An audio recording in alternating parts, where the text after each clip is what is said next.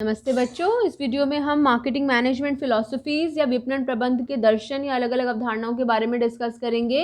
Marketing management philosophies हमारे syllabus का part तो है ही है, साथ में कभी भी हम आगे कॉलेज लेवल तक भी या कहीं पर भी जब हम मार्केटिंग के बारे में पढ़ते हैं तो हमें वो अलग अलग फिलॉसफीज के बारे में, अलग अलग अवधारणाएं या अलग अलग सोच के बारे में पता होना चाहिए। So there are actually 5 thought processes, 5 अवधारणाएं हैं, 5 विचारधाराएं हैं जिनके बारे में हम स्टडी करेंगे। नंबर 1, उत्पादन की अवधारणा या प्रोडक्शन कॉन्सेप्ट। नंबर 2, उत्पाद की अवधारणा या प्रोडक्ट कॉन्सेप्ट।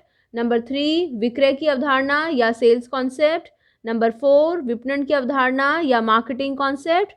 और नंबर 5, विपणन की सामाजिक अवधारणा या फिर सोसाइटल कॉन्सेप्ट ऑफ मार्केटिंग। इसे नोट कर लो। सबसे पहले शुरुआत करते हैं उत्पादन की अवधारणा से कि एक्चुअली ये होता क्या है। तो रजिस्टर में नए पेज पे सबसे पहले आप लिख सकते हैं उत्पादन की अवधारणा, प्रोडक्शन कॉन्सेप्ट। बेटा this concept was back to the industrial revolution. औद्योगिक क्रांति से जुड़ी हुई है ये अवधारणा। जिस समय औद्योगिक क्रांति हुई, इंडस्ट्रियल रेवोल्यूशन हुआ, आप उससे पहले के ज़माने के बारे में सोचिए। तब तक किसी ने भी मशीनों से बना हुआ सामान देखा तक नहीं था। और अगर अभी तक हमने मशीनों से बना हुआ सामान देखा ही नहीं है और मशीनों से सामान बनने लगा तो वो चाहे कैसा भी सामान बनेगा वो हमें पसंद आएगा और हम उसको खरीदेंगे। तो जिस समय इंडस्ट्रियल रेवोल्यूशन हुआ, औद्योगिक क्रांति हुई, तो जो भी कुछ बन रहा था वो फटाफट मार्केट में खपता चला जा रहा था, बिकता चला जा रहा था। तो उस समय जो फैक्ट्री जितना ज़्यादा प्रोडक्शन कर पा रही थी वो उतना ज़्यादा प्रॉफिट कमा पा रही थी।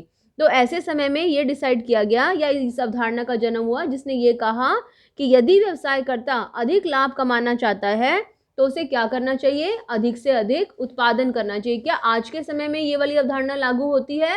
नहीं। तो आज के समय में अलग तरह की अवधारणा है जिसके बारे में हम आगे बात करेंगे। ये कब की बात है? जब औद्योगिक क्रांति की शुरुआत ही हुई थी, लोगों ने मशीनों से बना हुआ सामान ही देखा था। ओके, तो उस समय उसका कीवर्ड क्या था, की लाइन क्या थी कि अगर आप प्रॉफिट कमाना चाहते हैं तो प्रोडक्शन को बढ़ाइए। सो द कीवर्ड वाज अधिकतम उत्पादन द्वारा लाभ। फिर नेक्स्ट पॉइंट, केंद्र बिंदु। What was the focus? Focus क्या था? किस चीज के ऊपर फोकस करना था जिससे कि आप प्रॉफिट को बढ़ा सकते थे?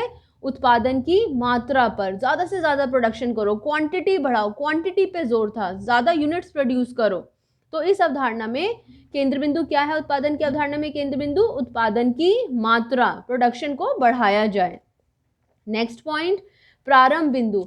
प्रारंभ बिंदु का मतलब है कि इस अवधारणा की शुरुआत कहाँ से हुई थी। जब इसका मेन फोकस ही अधिकतम उत्पादन द्वारा लाभ है तो उत्पादन कहाँ पर होता है? कारखाना में। तो इसलिए इस अवधारणा की शुरुआत कारखाने से होती है। कहाँ से होती है? कारखाने से होती है।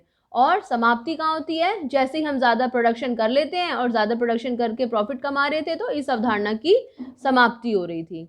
तो इस अवधारणा की समाप्ति क्या हुई? अधिकतम उत्पादन द्वारा लाभ कमाने पर।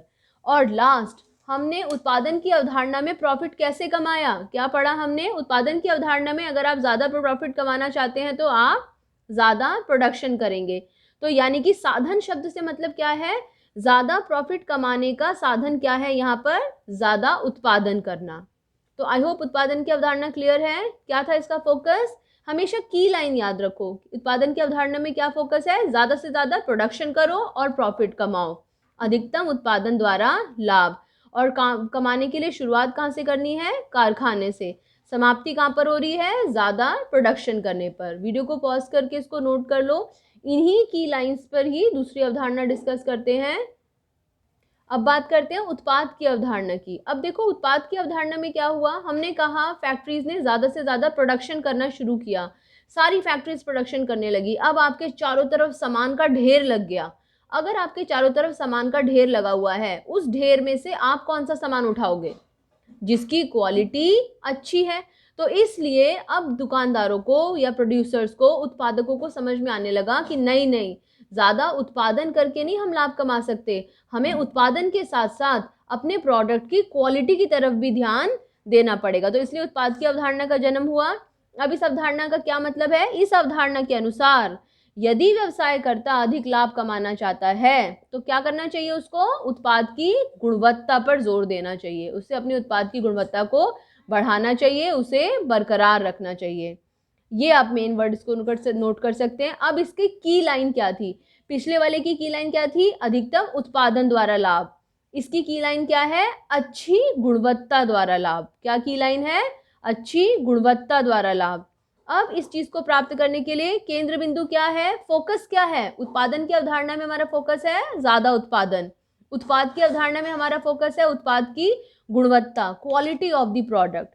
तो इस अवधारणा में उत्पाद की गुणवत्ता पर जोर दिया जाता है। अब उत्पाद की गुणवत्ता, उत्पादन हो चाहे उत्पाद की गुणवत्ता हो, दोनों ही चीज कहाँ पर शुरू होती हैं? कारखाने में। इसलिए इसका प्रारंभ बिंदु भी कारखाना ही है। इसकी शुरुआत भी कहाँ हो रही है? कारखाने से। और ये कॉन्सेप्ट खत्म कहाँ माना जा रहा है? जब हम उत्पाद की गुणवत्ता में सुधार करके प्रॉफिट कमा रहे हैं। तो उत्पाद की गुणवत्ता में सुधार द्वारा लाभ कमाने पर इसका अंत हो रहा है। और फिर से ये सारी बातें रिपीट हो रही हैं, सारी चीज़ें उत्पाद की गुणवत्ता के चारों तरफ ही फोकस कर रही हैं। तो इसलिए हमें सोचना कि हम क्या डिस्कस कर रहे हैं। तो इस अवधारणा में लाभ कमाने का साधन क्या है? उत्पाद की गुणवत्ता में सुधार। हम कैसे ज़्यादा प्रॉफिट कमा सकते हैं? अगर हम उत्पाद की गुणवत्ता को बढ़ाएं। उत्पादन की अवधारणा में हम ज़्यादा प्रॉफिट कैसे कमा सकते हैं? अगर हम ज़्यादा उत्पादन करें। तो उत्पादन की अवधारणा में हमारा हेडिंग फोकस है उत्पादन। उत्पाद की अवधारणा में हमारा फोकस है उत्पाद और उसकी गुणवत्ता। इसे नोट कर लीजिए। तीसरी अवधारणा हमारी बिक्री की अवधारणा है। पहले पिछली दो अवधारणाओं के बारे में बात करते हैं। उत्पादन की अवधारणा का मुख्य केंद्र बिंदु अधिकतम उत्पादन। उत्पाद की अवधारणा का केंद्र बिंदु उत्पाद और उसकी गुणवत्ता। तो बिक्री की अवधारणा का केंद्र बिंदु क्या होगा? बिक्री या सेल्स। उसने कहा अब सब ज्यादा उत्पादन कर रहे हैं, सबके प्रोडक्ट की क्वालिटी भी अच्छी है, मार्केट में सबके पास सामान है, सबकी क्वालिटी अच्छी है। आप किसकी ओर आकर्षित होंगे? मार्केट में गए हैं, हम किसकी ओर आकर्षित होंगे? जो जितनी ऊंची बोली लगाएगा। तो ऊंची बोली लगाने का मतलब क्या है? जो जितनी ज्यादा विज्ञापन या विपणन रणनीतियों का इस्तेमाल करेगा, बिक्री के लिए छूट दे रहा है, एक के साथ एक फ्री दे रहा है, आओ ले जाओ, इस तरह की आवाजें लगा रहा है, उसका सामान ज्यादा बिकेगा। तो इसलिए अब बिक्री को बढ़ाने के लिए अलग अलग तरीकों का, अलग अलग स्ट्रैटेजीज का इस्तेमाल होने लगा। तो बिक्री की अवधारणा का अर्थ क्या है? इस अवधारणा के अनुसार यदि व्यवसायकर्ता अधिक लाभ कमाना चाहता है तो उसे क्या करना चाहिए? आक्रामक विक्रय प्रवर्तन या विक्रय संवर्धन तकनीकों का प्रयोग करना चाहिए और उनका प्रयोग करके अपनी बिक्री को बढ़ाना चाहिए। तो बिक्री की अवधारणा में हमारा फोकस है बिक्री को बढ़ाना, और बिक्री को बढ़ाने के लिए हम क्या कर सकते हैं? आक्रामक विक्रय संवर्धन तकनीकों का। हमने एक के साथ एक फ्री दे दिया, हमने उनको फ्री सैंपल्स बांटे, हमने कहा आप एक बार लेके जाइए, मुफ्त उपहार दे रहे हैं किसी चीज़ के साथ में। तो कैसे भी चीज़ों को जोड़ जोड़ के लोगों को ऊंची बोलियां लगा के अपनी ओर आकर्षित करने का प्रयास किया गया। अब इसकी की लाइन क्या है? अधिकतम बिक्री द्वारा लाभ कमाना। तो बिक्री की अवधारणा की लाइन क्या है? अधिकतम बिक्री द्वारा लाभ। उत्पादन की अवधारणा की लाइन क्या है? अधिकतम उत्पादन द्वारा लाभ। उत्पाद की अवधारणा की लाइन क्या है? उत्पाद की गुणवत्ता में सुधार द्वारा लाभ। ओके, अब इसका केंद्र बिंदु डेफिनेटली फोकस क्या है? क्या करना चाहते हैं बिक्री की अवधारणा में? बिक्री में वृद्धि करना चाहते हैं, सेल्स को बढ़ाना चाहते हैं। तो इस अवधारणा में बिक्री में वृद्धि पर जोर दिया जाता है। फिर शुरुआत कहाँ से होती है? सेल्स करनी है, बिक्री करनी है, तो आप फिर से प्रोडक्शन की तरफ ध्यान देते हैं। देखिए अभी तक हमने 3 अवधारणाएं पढ़ी हैं, उत्पादन की अवधारणा, उत्पाद की अवधारणा और बिक्री की अवधारणा।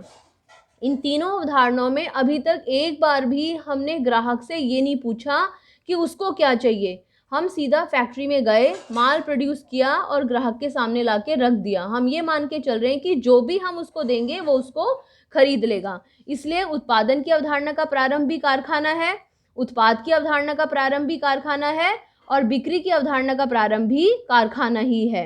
ओके, समाप्ति। खत्म कहाँ पे हुआ? कैसे माना कि खत्म हो गई अवधारणा? जैसे ही बिक्री में वृद्धि हुई और आपने बिक्री में वृद्धि से लाभ कमाया तो अवधारणा को समाप्त माना गया। लेकिन यहाँ बिक्री में वृद्धि तक आप पहुंचने के लिए आपने किस तरीके का इस्तेमाल किया? ऊंची ऊंची बोलियां लगाई। तो ऊंची ऊंची बोलियां लगाने का मतलब क्या है? इस अवधारणा में लाभ कमाने का साधन ज्यादा से ज्यादा विक्रय संवर्धन तकनीकों का प्रयोग करना है। विक्रय संवर्धन तकनीकें क्या हैं?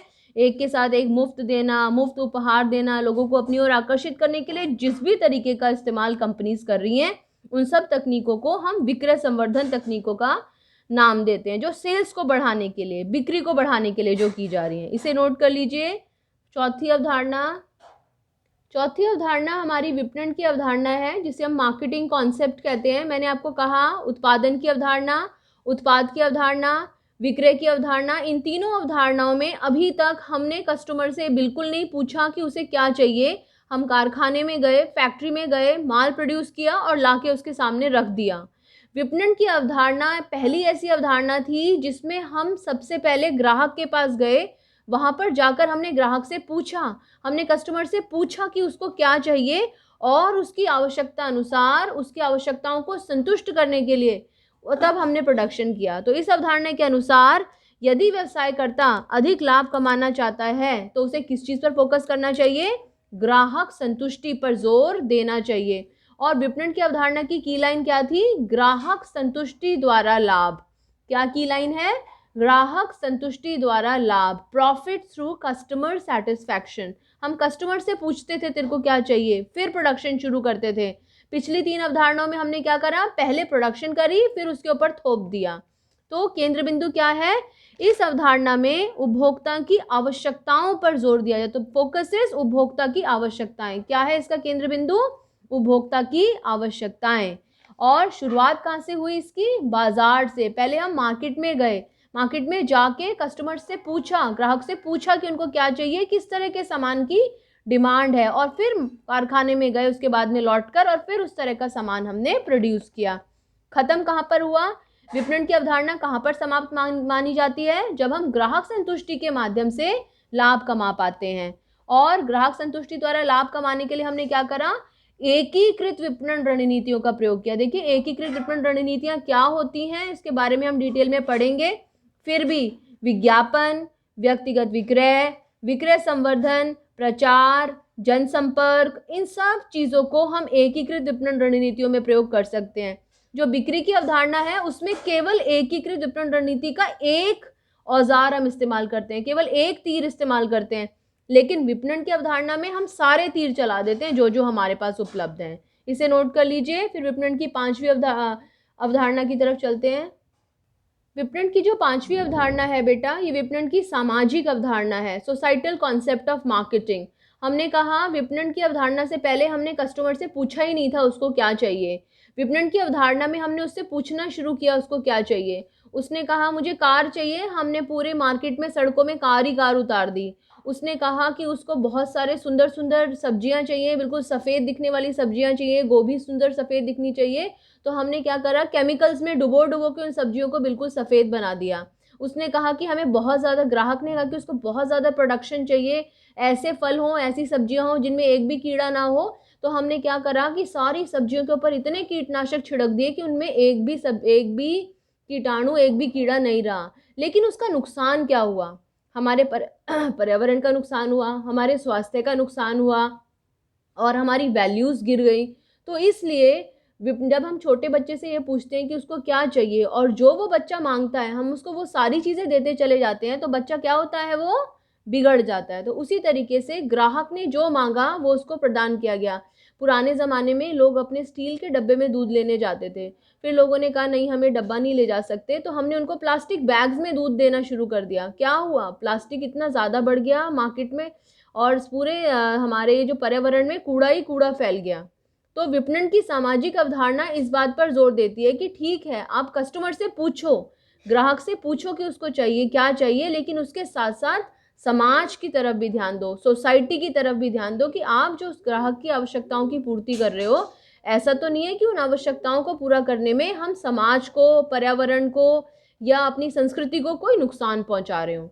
तो इस अवधारणा के अनुसार यदि व्यवसायकर्ता अधिक लाभ कमाना चाहता है तो उसे 2 बातों पर जोर देना चाहिए।